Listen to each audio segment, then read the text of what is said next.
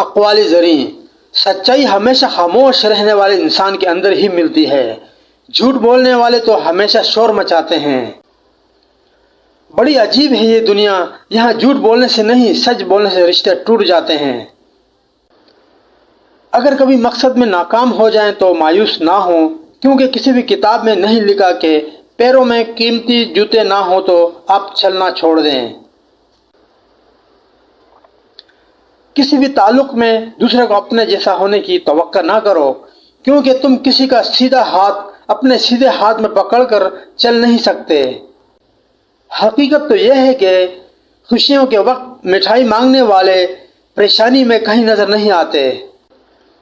ان پڑھ لوگ اتنے معصوم ہوتے ہیں کہ پڑھے لکھے کو محترم مانتے ہیں، اور پڑھے لکھے اتنے باشعور ہیں کہ ان پڑھ کو جاہل تصور کرتے ہیں۔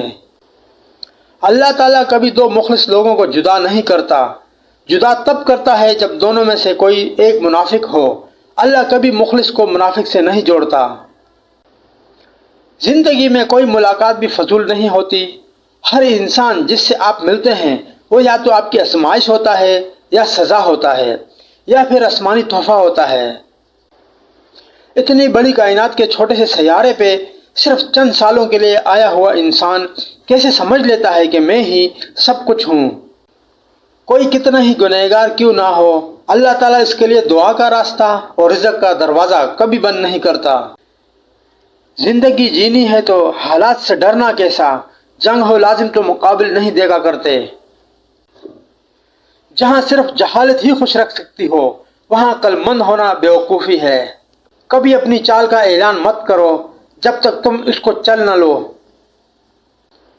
اگر لوگ تمہاری پیٹھ پیچھے باتیں کرتے ہیں تو اس کا مطلب ہے کہ آپ آگے بڑھ رہے ہیں۔